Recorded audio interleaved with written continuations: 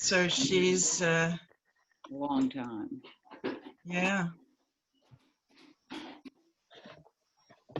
So Michelle, maybe I'll just go ahead and welcome everybody and introduce you, although it seems a little superfluous, but for posterity.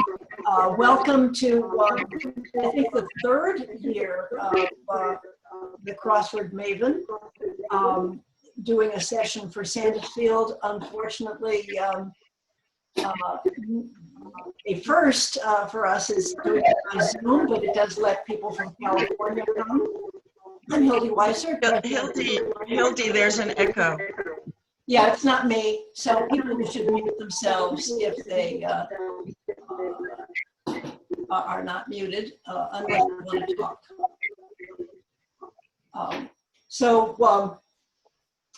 As I think many of you know, Sandisfield has many mavens, but the foremost maven is the Crossword Maven here with us today, who's written many books. You probably have some of them, I understand, Michelle. Some of them will be going online when you get to that, which will be really nice.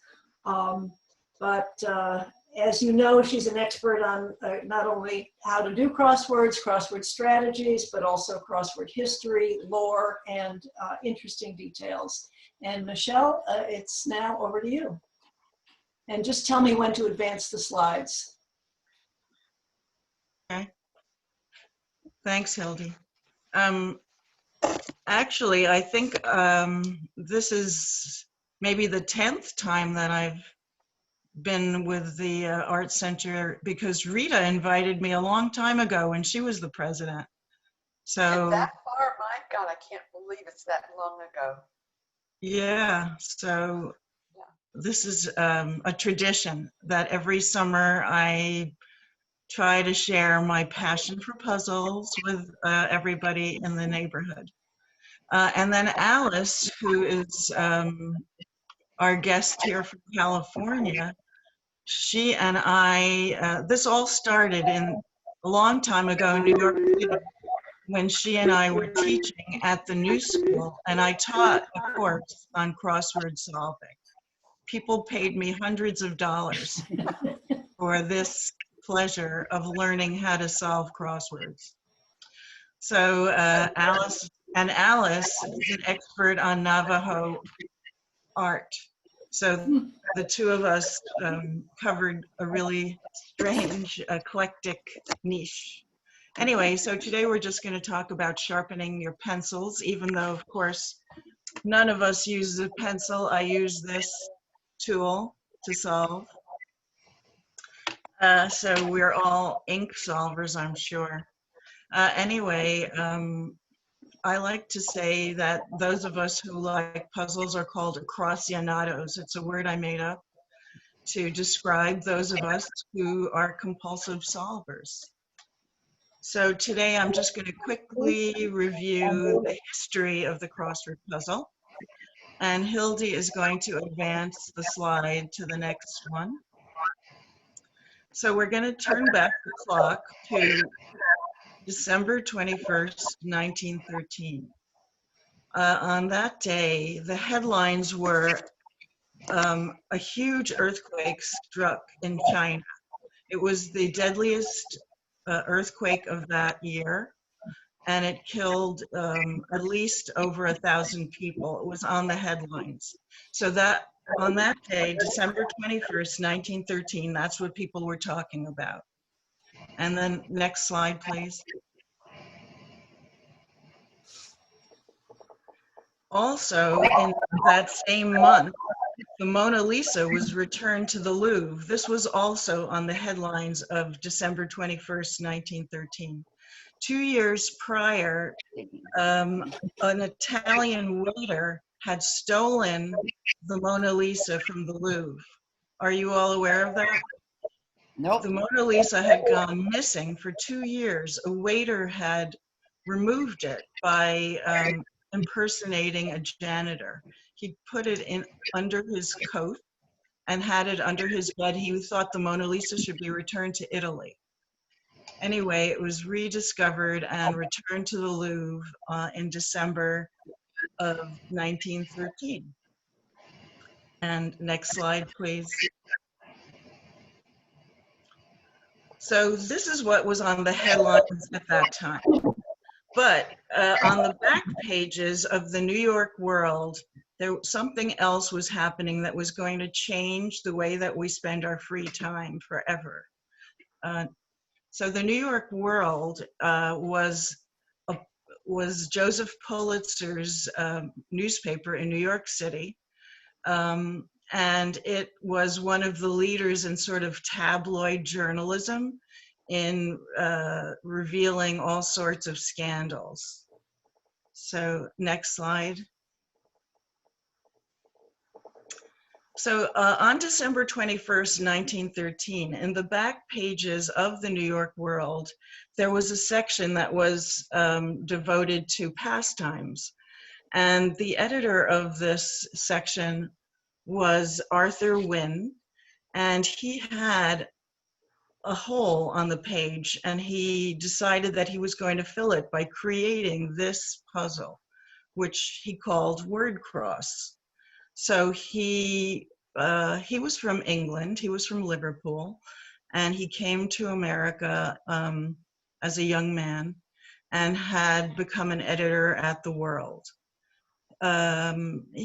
Because he grew up in England, he was very familiar with all sorts of word puzzles, including riddle games. And so he created this grid.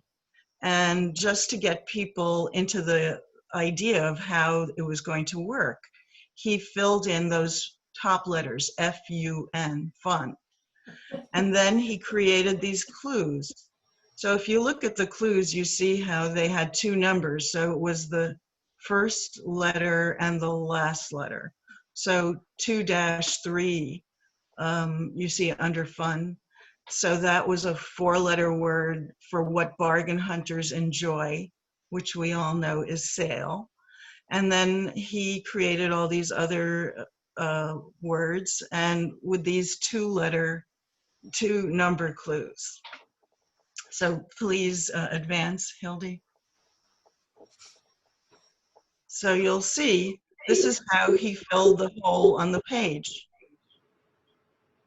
And you can see the sort of advertising, delightful problems that people had, their piles. Oops. And you see the, is there an echo? I'm hearing something. Anyway. And so you see the riddles and the poetry and cartoons that he put on this page.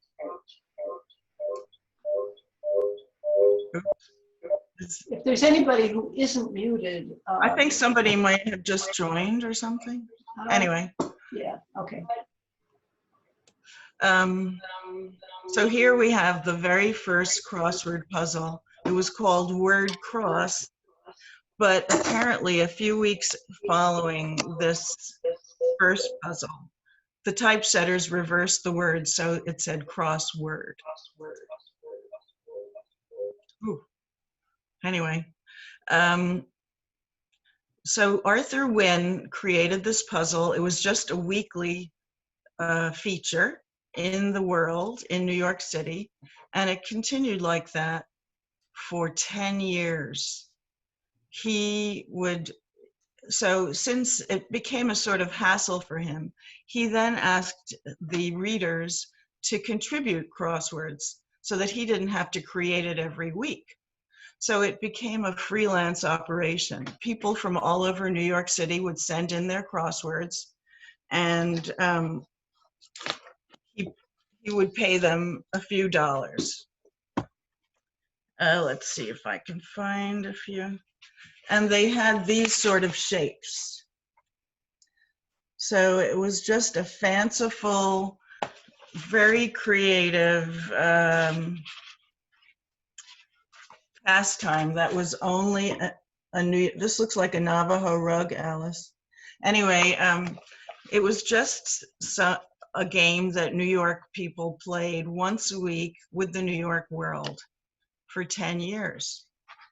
And so it was just a local game. So next slide, please, Hildy. And then what happened was that Arthur decided, that's Arthur Wynne. So he's the Englishman who devised the first word which became Crossword. He asked his editors if he could copyright the game, and they just laughed in his face. So he had no copyright. He made no money on it. He just was the editor of the fun section at the New York World. So that's his claim to fame. If you look him up, Arthur Wynne. Okay, next slide, please. Then around at the end of World War I, what happened was Arthur just thought that this whole effort of putting together the crossword and making sure that it appeared properly in the newspaper was a big headache, and it was beneath his dignity as an editor. So he hired a young woman named Margaret Petherbridge, who was a Smith graduate, and she claimed that when I met her, that she put her hand on a stack of dictionaries and swore that the puzzle would never have a mistake again. Because what happened was it was a typesetter's nightmare. All those little numbers fell off the grid and they were missing clues, and it was very frustrating to the solvers. So here came Margaret, and she decided that it was her mission to make sure that the puzzle would be perfect, so that puzzle solvers would never suffer that headache of a missing clue. Just go back, sorry. So what happened with her is that after she made this vow, in 1924, two young men who look like comedians in that photo approached her. They were Columbia University journalist graduates. And one of them had been asked by his aunt if he could get her a copy of a book of crosswords, because she loved them so much. And he thought maybe there was an idea here for a book. Of course, this book didn't exist yet because the puzzle was only in the New York World. So he approached Margaret to put together this book of crosswords.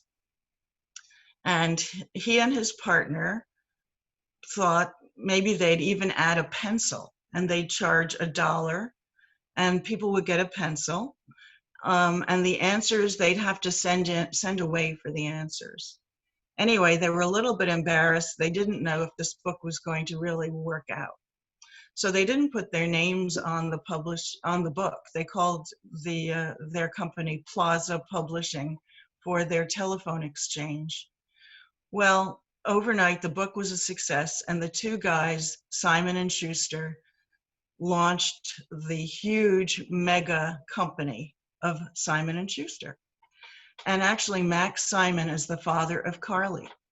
So Carly owes all of her, I was going to, not all of her wealth, but at least her upbringing was all due to the money that Margaret helped her father earn by setting up this crossword empire. So Simon and Schuster was based on this crossword empire. And to this day, that series is being printed. So that's Simon and Schuster there looking at their book proudly. And Margaret, of course, was then set herself, and she became the editor of the Simon and Schuster series. She then married somebody named John Farrar, and she helped him start a publishing house known as Farrar Straus. So Margaret is a very important person in the world of publishing. Okay, now we can move on. Hildy, please. So after the puzzle book came out in the 20s, it became a wild fad, and it traveled overseas, and that's when crosswords became an international star. The English then took it over and they created their own type of cryptic crossword. The Italians, French, every language has a crossword. And there were all these fabulous crossword fashions, not just my sweatshirt, but actual dresses and jewelry. Okay, next, please. So what you see here is that since crosswords were just a dictionary game, a synonym matching, dictionaries took off, dictionary sales. And you could buy this little bracelet dictionary so that it would help you solve. I know everybody here is very good at solving and you would never look up a word, but back then people did cheat. There's no such thing as cheating. If you're learning a word, then that's an important way of improving your puzzle skills.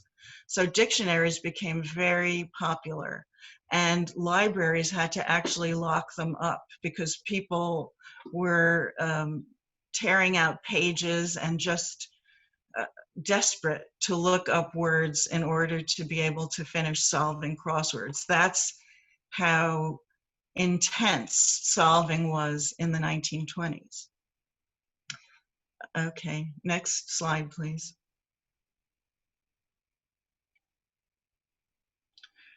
Crosswords also inspired Broadway shows and music. So this must have been an amazing show that we'll never see now. Crossword Mama, You Puzzle Me. So if any, maybe, well, we have an antique dealer here, Lorraine. If you could please find the score for this, I would really appreciate it. I'll do my best. All right. Next, please. Okay, so then what happened with crosswords is that it was a dictionary matching. And it kind of riddles, which we'll get into that. But what happened in the 1930s is that a librarian, a teacher called Elizabeth Kingsley, thought that crosswords were getting too boring and were not educational. So she invented the double cross stick. Is anyone else here, probably just Alice and me, a double cross stick fan? Any double cross stick people? Oh, I am. I was weaned on them as a child. Oh, good, great. Well, everyone who does a double cross stick knows that they're amazing and a lot of fun. So it's a quotation from a book, and the double element is that the initial letters of the answers in the clues section will spell out the name of the author and the book from which the quote is taken. Oh, where? Okay.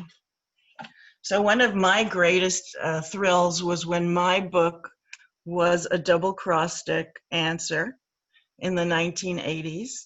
And Thomas Middleton. So Elizabeth Kingsley started this puzzle, and she sold it to the Saturday Review, and where she would hold court, and she would literally have a salon where people would come and watch her create these double cross sticks.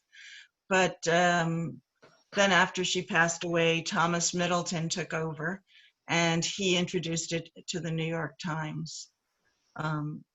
And he was the person who used my book, What's New? A History of the Crossword, in the 1980s. And I was sitting here in Sandisfield when I was solving that double cross stick, and I saw my own name emerging, which was an amazing thrill. That and giving birth to my wonderful daughter were the two highlights of my life. Okay, next one, please. So just back on the Margaret Farrer. So Margaret is really the queen and empress and everything of crosswords. So she continued in the 1930s to produce the Simon & Schuster books, and she also created the rules. So you can, as you look at the pattern, you can see that it's symmetrical. She decided that no more than 1/6 of the squares could be black. It had to be symmetrical, the type of clues, the way it was laid out. So she created all of the standards that are now the way that we expect puzzles to look and sound.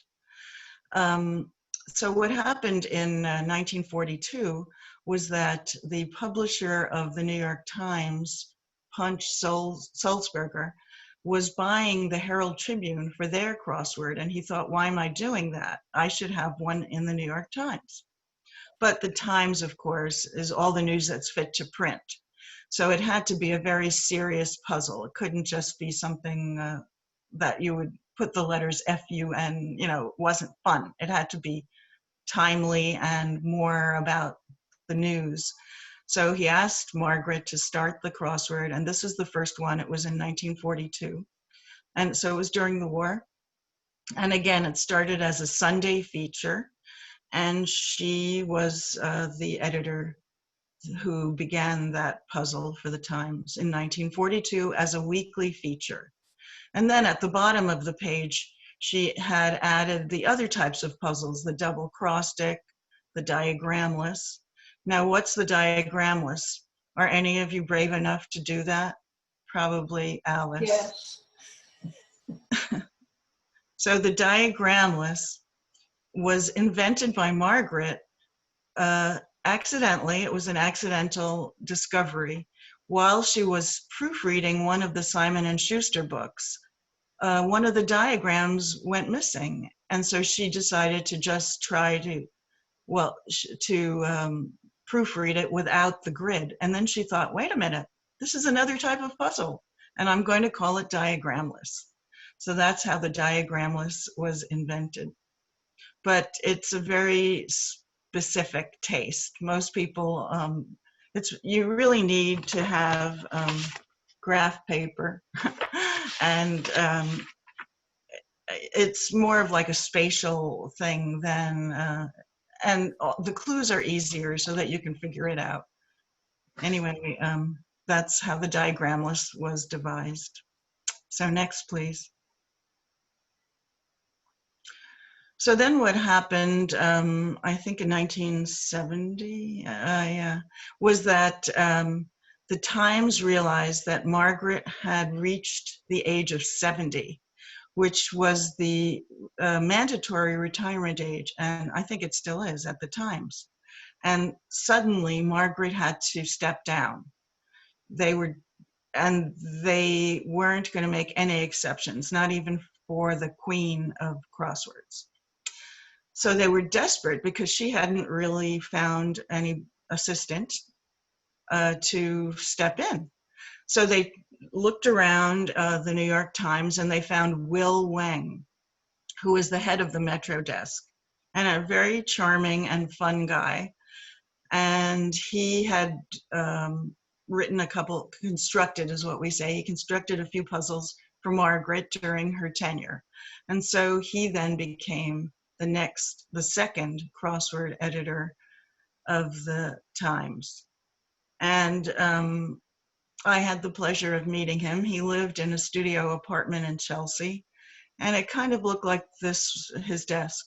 It was also covered with books. And I have to say that I had met Margaret also in the end of her life. And her apartment on East 96th Street was also a warren of books that you had to weave your way through to find a seat. So these were serious dictionary collectors and book lovers.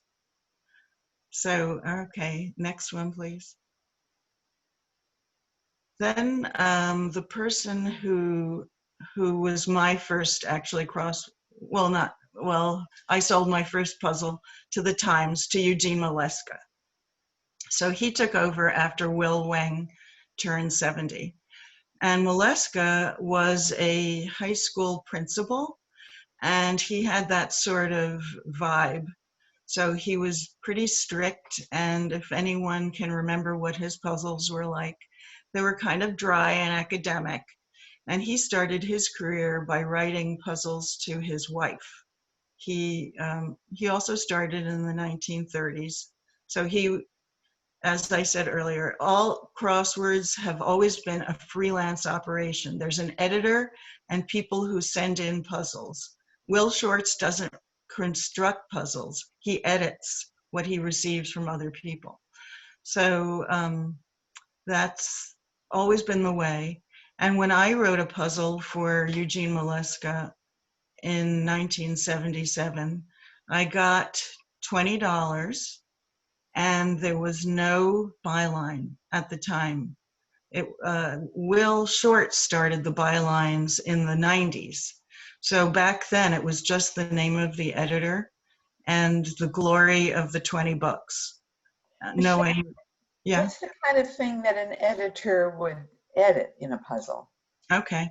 So basically they change almost, let's say 50% of the clues. So essentially the constructor puts the grid and the words in the grid. And of course we add the clues as the constructor, but then the editor tweaks, let's say, or edits the clues. So and depending, let's say, as we all know, Monday is a very easy puzzle, Saturday is very difficult. So maybe they decide this is a Monday puzzle, these clues have to be easier. And so then they water them down. Or, oh, maybe this puzzle looks more like a Friday, I think I'll ramp up the clues. So Will may change more than 50% of the clues. And, that's always a bone of contention to the constructor, but that's how it works.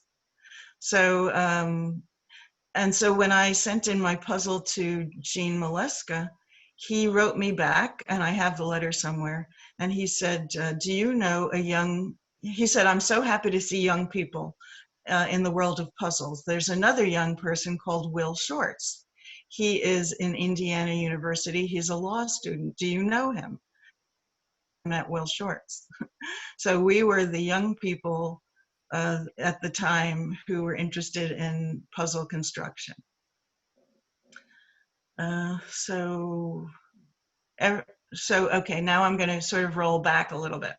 So this man on the left is Eugene Scheffer, and he's the person who really I started my whole puzzle career with. I was at Columbia University studying French literature as a graduate student when I wrote my puzzle for Eugene Mileska and received my $20. And I went to school and I told everybody how proud I was of that. And they said, well, don't you know Professor Scheffer, this man here on the left, he has been constructing puzzles since they started, and he needs an assistant. So I became his assistant. He was producing puzzles for King Features, which is a huge syndicate that sells puzzles to newspapers throughout the country. And essentially, I became a sort of ghostwriter for him. Well, I don't have them handy, but so the crossword puzzles for the New York Times, the dailies, if you measure them, they're 15 by 15 squares, but the King Features are smaller. They're 13 by 13. So Gene Scheffer would give me these, we would have, they would be numbered, and then they would repeat the series every 35 days. So he'd say to me, can you make me, 6 13s and 5 15s or something like this? And then he would work my puzzles into his rota. And for that, I got $5 a puzzle. So that was, and then he told me all about the history of the crossword because he was born in the early 1900s. So when the puzzle was invented in 1913, he remembered that. And then he started the King Features puzzle when he was a student in the 1920s. And so then I wrote the history of the crossword puzzle that was published by Penguin in 1982. and I never I never completed writing my PhD in French. And I then diverted into the world of crosswords, which was more lucrative. I got paid instead of me paying the school. But anyway, here is Eugene Scheffer, and he was a French professor, as well as a King Features puzzle constructor. And his puzzle continues to this day, although he died about 35 years ago. It's still called the Eugene Scheffer puzzle. And the person who creates it now is a woman called Elizabeth Gorski, who's a wonderful puzzle constructor and violinist. So there's also some sort of synergy between being a musician and a crossword constructor. And you may know that Stephen Sondheim is also a terrific puzzle constructor. So that gives you the thumbnail of my background with crosswords. So next, please. So as I said, so Alice, who's who's here today, she and I taught courses at the New School, and I created a solving strategy that people paid me to learn. And this is the sort of basic idea of it. So don't start at the beginning. Don't start from one across. I'm sure we all know that. So I would say open with a missing word clue, like blank Mahal. Everyone knows that's Taj, right? T-A-J. Oh, my numbering's off. Anyway, then you work on connecting it to other answers around that T-A-J. And then look for some foreign language entries. Everybody knows ISLA usually is a repeater. We call them repeaters. So the repeaters are usually 4 letters. And that's how I came up with this book, 4-letter words. This was about, because people always say to me that, oh, you must have such a great vocabulary. I do, of 4-letter words. But just the words that belong in crosswords, not long multisyllabic words. So then you look around for the geographical repeaters. How many times have you seen E-R-I-E? Probably at least once a week. I mean, we all know Erie. And then there's Asti and Ural. And then if you can fill in one corner of the crossword, usually you can fill in the mirror image of it. Usually there's some sort of, they relate to each other in being easier.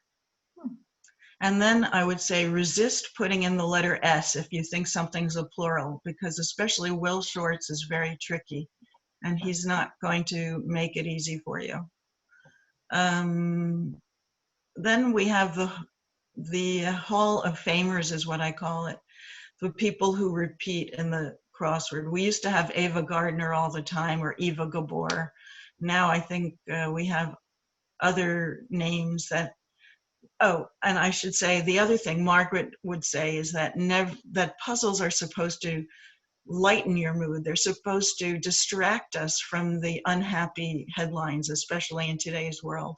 So we're supposed to feel uplifted, and you should never see a horrible person like Idi Amin in the puzzle, even though I-D-I-A-M-I-N are just so ideal because it's vowel consonant alternating. And now I notice that Will is allowing Idi Amin back into the puzzle. He was banished for decades. Anyway, so the Hall of Fame, it's the same people, you see them over and over again. And actually, I was excited to think that maybe the vice president's name was going to be, well, the candidate, I should say, was Rice, because that would be a great word, another Hall of Famer, like Al Gore, Gore, G-O-R-E. Great name. Obama, again, alternating vowel consonant. These are Hall of Famers, although 5 letters is not as popular as 3 or 4. So this is the sort of general idea of solving strategy. And after we taught the course at the new school, my course became a book, Crossword Puzzles for Dummies. I adapted it so that if you remember the Dummies, that was a very popular series about 20 years ago already. And I also created a series of 101 crossword puzzles for dummies. So I've done a lot of stuff to help people with their crossword skills. I gave that book to my mother, Yes. who was a crossword puzzle aficionado, and she threw it back at me. And she said, "You really think I'm a dummy?" She's got the Wall Street Journal book, and she had the New York Times book of puzzles, and I'm giving her the dummy book. Yeah. Well, she wasn't the right audience for that. No. But there were hundreds of thousands of others who did enjoy it. So do I have another slide? I can't remember. Oh, okay. Here's the Crossword Hall of Fame. So everyone knows the Finnish architect Eero Saarinen, Perry Mason author Earl Stanley Gardner. So these are the E names.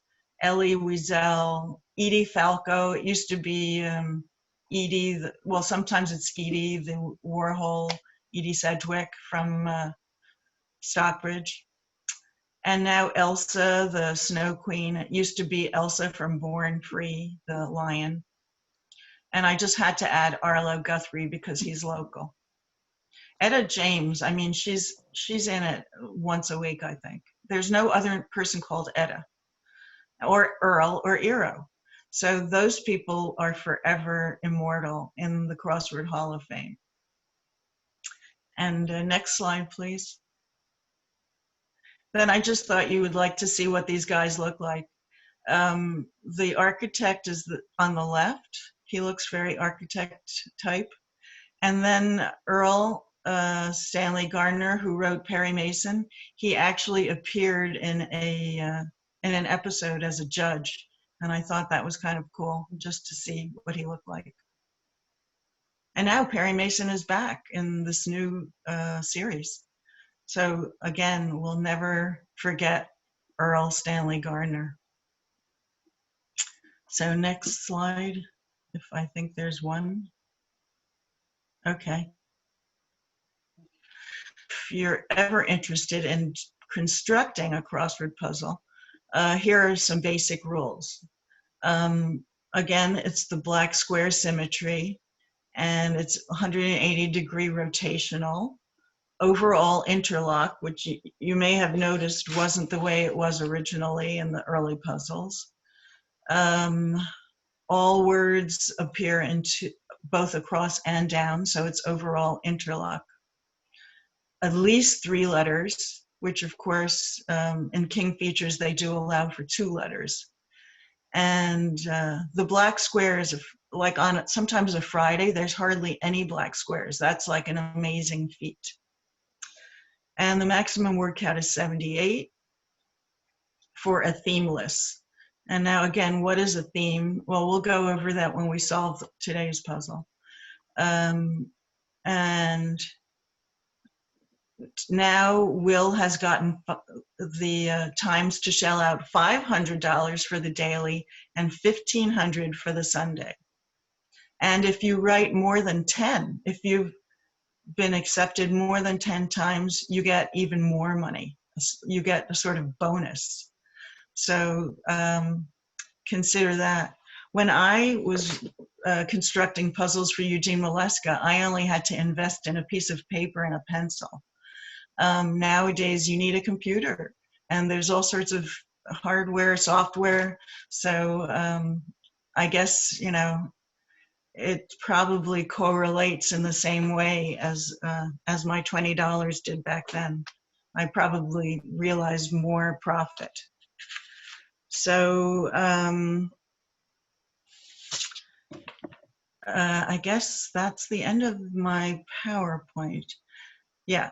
So just a little bit about Will. So Will also is a lawyer. He He's a trained lawyer, but he never practiced law. He just went right into crosswords, and he also cleverly did not sign a contract with the Times. So he is a freelance contributor. He doesn't have to retire at age 70, and he will be 70 in 2 years. So he can run that crossword in the Times until he decides he doesn't want to. He also has a posse, so people who help him with the test solving, and most of them are women. But one of them is this young Joel Fagliano, who devised the mini puzzle. Does anyone here do the mini puzzle? It's 5 by 5, Sheila? Okay. So the mini puzzle is 6 years old now. 6 years ago, they had, again, Will had a great idea. Why not have a small, like, teaser, like an amuse-bouche that they could put in the front of the Times just to get to reel people in? And of course, you can do that, I'm sure, Sheila, in 2 minutes. So it just gets, as Norman Mailer liked to say, doing the puzzle is a way to comb your brain. And this little mini puzzle, you can quickly comb your brain, and you feel very accomplished. So Joel, one person, just like Eugene Scheffer is the King Features, Joel is the flavor. He's the constructor for the small mini puzzle, and he's going to do it until he tires of it. So once a year, I get together with all these people in Stamford, Connecticut for the crossword contest. Have any of you ever competed? No?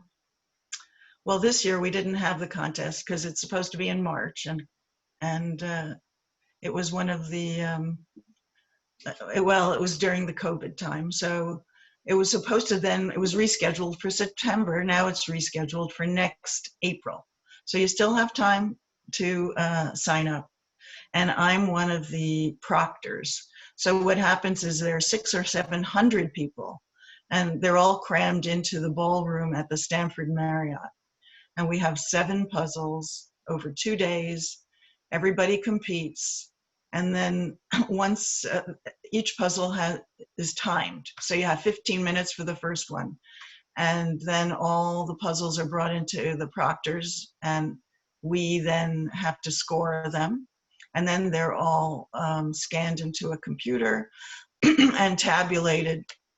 And people win for different categories. So you could win for being a newcomer, or being from the Berkshires, or for your age category.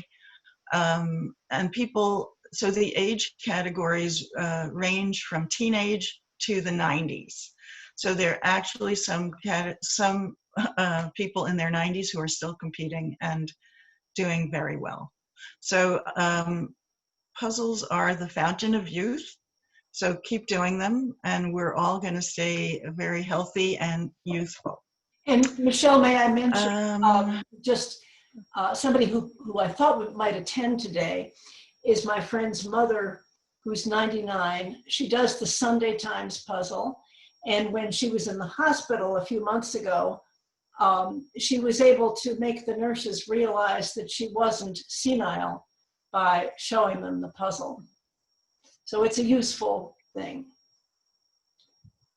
That's great. Well, I left out the fact that in the 80s, I did run a big puzzle company that produces the magazines that we used to see on trains and buses. So not just crosswords, but circle words and fill-ins and every type of puzzle. And once I did receive a letter from somebody to the effect that, please cancel the subscription. My sister passed away and we won't need this anymore. She indeed would have renewed, except she passed away. So that is the sort of stick-to-itiveness that puzzle people have. We're just, I don't know about everyone here, but if I wasn't on this webinar right now, I'd be probably solving a puzzle or playing words with friends. So there's a compulsion here. And also, I don't know, anyone else here? I was a spelling bee champion. Any others here? Yes, Any I spelling was. bee champions? Okay. So what was the word that knocked you out? Mine was fricassee. Oh, God, I can't remember. Oh, really? Sarsaparilla. I'm going back to when I was a kid. Yeah, this was kid. I'm talking kid. It was the World Telegram. So fricassee was my word. And Hildy just said sarsaparilla. Those words are not fair. That's not fair. But anyway, you can never forget the word that knocked you out. And Joel Shapiro. And of course, Who and I never beat can me? eat a fricassee. So, yeah. So now I sent everybody, or Hildy kindly sent everybody a puzzle that actually was submitted to me because, again, in the 80s, I was running this big puzzle company. So the puzzle company that everyone's heard of probably is Dell, but I was the publisher of the competing group called Official Crosswords. And I hired interns from my high school, Hunter High School. And one of the interns is now the CEO of Growth Capital Services, which is a boutique broker-dealer firm in San Francisco. And so he sent me this puzzle out of the blue a couple of weeks ago during COVID. He was bored being the CEO and making all that money in San Francisco. So he wrote to me after he was my intern 30 years ago and said, I want to write a puzzle and send it in to Will Shorts. What do you think? And I thought, you know what? I'm going to share it with you, with everyone on this call today. And let's see what you think. Where did you get it? Where did it come through? Because I don't think I saw it. Oh, Hildy sent it to Rita, it was attached everyone. to the invitation. If you found the Zoom link, it was attached. So Oh, it's a little I file that was noticed it. attached. Yeah, you can open it. How But do I do that? Hildy, can you put it on the screen? Give me a minute and I will. So just keep talking and I'll go get it. Yeah. So anyway, this guy, Brian Dunn, happened to send this to me. So this is something that he thought was a Tuesday puzzle. And I just thought, it's cute. Did anyone try it? I think Lorraine said she did. So it does have a theme. And Larry, okay. So a theme is just 3 long entries.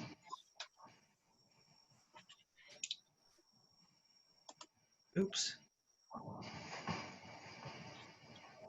Okay, here we go. Oh.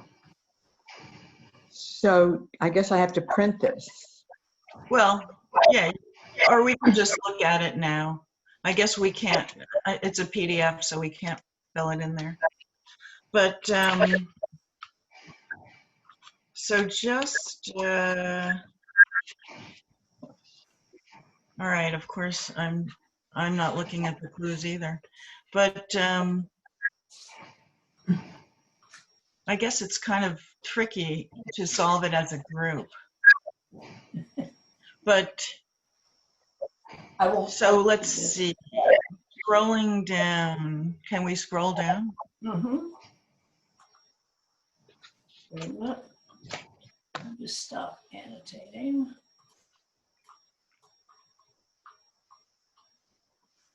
Yeah, okay. So you stop right there. So 5, so I would say start down with 5 down. Everybody can get that answer.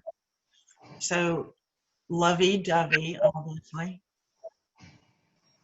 So this is the Brian Dunn. I'm sure, Alice, you find this really easy. You're muted. I can't get into it. Oh. Anyway, No, so I'll just, yes. And I'm looking at the clues. There are some repeaters in here. So like everyone knows 21 down. EDO is Tokyo once. That's the old word for Tokyo. And so Brian named the puzzle Bah Humbug, and Bah, being B-A-A, is telling us that this had something to do with sheep. So, just, all right, if you're solving it going 5 down is Lovey. Everybody got that.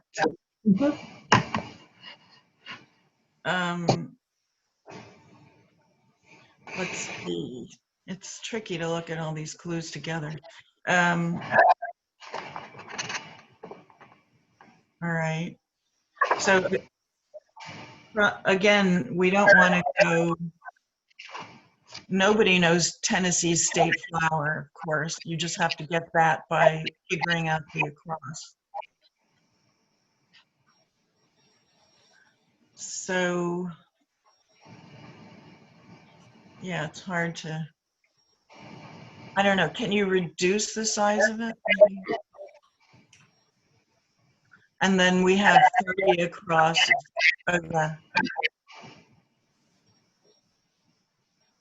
Then maybe we can see more of it. Thanks.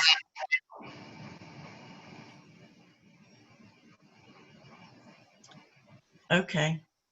And then I was impressed that Brian tried to make the puzzle timely. 45 down, Tiger King protagonists. Did everyone watch Tiger King during COVID? So the answer is tamers. I mean, we all saw those lion tamers. I thought that was very timely. And let's see, what are other repeaters? South Pacific Staple is a repeater, isn't it? Which one? Sorry. South Pacific Staple. Yes, right. T-A-R-O. We never ate it, but we all know about it. Well, maybe we did eat it. Well, And then third, yeah, we probably have one, yeah. Boy. I'm going to check out because I'm not getting this at all on my screen. Oh, you're not? Yeah, I know. I should have spotted it when you sent it with the invitation, but I didn't. So now I have all kinds of junk here. Oh. I'm sorry. Well, Rita, you and I, why don't we talk later? Okay. Okay. Thanks. Oops. I myself have lost the puzzle, but let me go find it. Yeah, I see. I know. Anyway, well, did anyone complete the puzzle? Okay, so Larry, you want to hold it up to the camera and then everyone can see the answers. Can everyone see that? Or maybe not. Well, Lorraine, you were the big winner last year. You probably completed it. Yep. Okay. Oops. So, well, it's tricky to solve a puzzle together online, but so just if looking at one across, it's a Greek letter PSI. I don't know if Larry wants to proudly read all the answers out loud. But anyway, so the way that the theme worked with the sheep being the theme. So the first, the top answer, which goes from left to right, is wish you were here, where you is EWE. So that's giving us the sheep theme. And then, let's see, at the bottom, oh no, then in the middle, again, the longest entry is feeling sheepish, and the bottom one is over the ramparts. That So was it's cute. clever, That was kind of cute. it's cute, and I think that Brian should send it in to the Times, and you saw it before it was published. So if you have any suggestions for what you think Brian could do to make the puzzle, even though, as I told you, Will is going to futz around with the clues and he's going to edit them anyway. But he might find this cute, as we just did, and then he'll use it for the Times. So I didn't include any more puzzles, but if there are any questions, of course I can answer them. And I also wanted to say that I just thought if Arthur Wynn could see us today after 107 years of crossword solving, I think that he'd like to tweet, and it would be #crossword-industry, #dollars. People still playing with #pencils despite #smartphones. So I think he'd be pretty impressed with himself in today's world. So I have to thank Arthur for the pleasure of meeting all of you today. And I would say to him, thank you, I tweet, thank you, Arthur, for #fun and #brainy looking and helping my score with #words with friends, which Alice won't even play with me anymore. I will. Start again. Okay. So that, so if you don't have any, are there any questions or remarks? Anything, anyone? Are we all going to do I yeah. wanted to bring up the rebus stuff. And I don't know how that works with the printed puzzle, but that's sometimes rather challenging. We have to put a bunch of things in one square. Sure. So, so the rebus, again, I think does anyone here do the cryptic? Hildy, you might. So the cryptic is the British style puzzle. So the British, their clue structure is completely different. They have 7 different types of riddles, of anagrams and different ways. So the clue is like a puzzle in itself in order to get the answer. Whereas we Americans are more visual and we use a rebus often. And a rebus is like an image. So instead of spelling out HEART, it will be the image of a heart in the box. And so like heart broken or heart sick or heart whatever. So sweetheart. So we're much more visual in the designing of our puzzles. And you don't know that until you're solving it and you realize I can't fit all these letters in there. And then you realize, oh, it must just be the image of the heart. I don't think, I mean, Will doesn't do that so often. That's more like a Friday, Saturday sort of thing. But yeah, we have, in America, we use that sort of trick in our puzzle answers. And they don't do that in England. In England, it's a whole different way of thinking, it's like a 2-part system. Well, the And I feel the puzzle in the nation, I just can't do it all. I think that's the British thing, and it's right, just, the cryptic style. Yeah, my brother. You have to get, yeah. So Michelle, but Will, yeah, go ahead. No, finish what you were saying because I wanted to. Well, I was just going to say, Will has incorporated a little bit of the British style puzzle by, he'll put a question mark at the end of a clue to mean that it's a double entendre. And that did not happen before Will. So he's tried to introduce, some anagrams, a little bit more of the British flavor. because it's so boring to keep as we call them, repeaters, just the fill of the puzzle, ERIE, So he's trying to jazz it up a little bit. You said that Not everyone likes it. everybody gets the puzzle online now, or many people do, but you said you print it out. Do other people do it online or print it out? I'm asking people here. In my daily paper. You get the Paper. physical Yeah, the paper. paper. See? Yep. We like paper. Yep. Ah, We're old. What about Hildy? What about you? I have been doing it online, and but I prefer paper. I loved paper. I loved ink. So I want to also just mention: does anybody here remember the Louds on the first reality show? Yeah. So Sure. Pat Loud's claim to fame was she could do the New York Times Sunday puzzle in, I don't know, 30 minutes. That stuck in my head. Oh, really? Right. And Bill Okay. Clinton also was a very fast puzzle solver. He is. Yeah.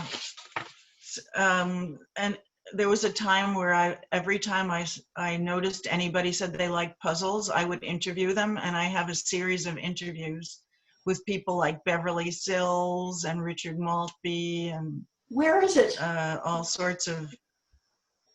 Well, it was in the Herald Tribune Crosswords when I was running that Wow. company. Yeah. And one of the people that I interviewed at the time was Roy Blunt, Jr. And he lives in Mill River. And I interviewed him, and now he's married to one of my college friends, Joan Griswold. So, yeah. Is that the Small world. reason? Yeah, coincidental. At the time, yeah. When my friend is named Joan. At the time that I interviewed him, he was married to a different Joan. So, and he said that if his name ever appeared in a puzzle, he'd have to retire. His name has appeared in a puzzle. He hasn't retired. Maybe it was a senator they meant. Yeah, true. Yeah, he has the same name. So yes, there are a lot of famous people who claim that they like to do puzzles, and I think a lot of it is because they want to look smart. And they want to be part of our Crossword cult.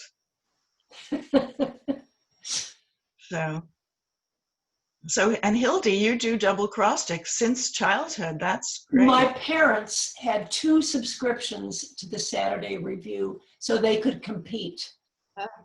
Wow. That's great. Of course, they I were love getting divorced in a very acrimonious And then split. they invented the Xerox machine. Well, actually, in my family, my father's father used to do solve puzzles in Vienna. And he used to say to my father, there must be a way of making a living at this. Oh, wow. Yeah. So it's genetic. So It's genetic. it skips generations. In my father's case, he did not care for puzzles. But yeah, there is some sort of genetic component. Look at Larry's cat. I think Larry's cat likes puzzles. Cute. Oh, there must be more pets around here. Alice has a dog. Here we go. Hi, Rosie. Oh. Aw. Well, there's nothing like crosswords and cats and dogs. So Michelle, this was. I guess I'll have to send out. Go ahead. Yeah, this was different because we couldn't, well, I guess I could have had a competition, but it was harder to judge. So last year we had a lot of fun with the competition, and Lorraine, our winner, is here today. So I should have sent you a crown or a sash. So yeah, this was fun in a different way. But we should meet again and just talk about the puzzle, and share our gripes, and we can maybe try to do the double cross stick when it comes up in the Times. Although it's called acrostic, because I'll double think about- cross stick. We'll think about it, how we can do that technologically, so we can actually, have it on the screen and fill things in, if everybody can Yeah. annotate. But Michelle, this was wonderful. It's just a joy, and fascinating stuff, and to have you here as a Sandisfield treasure. Really, thank you. Well, thanks everybody for making the time on this beautiful day. Thank you. And Alice Thank for getting up so early. Always up this early. That's what I do. All right, everybody. So maybe we'll meet again before in person. Send Thank me you. words with friends. Yeah, words with friends, Alice. I'll see you. Okay. Thanks. Bye-bye. Bye. Bye.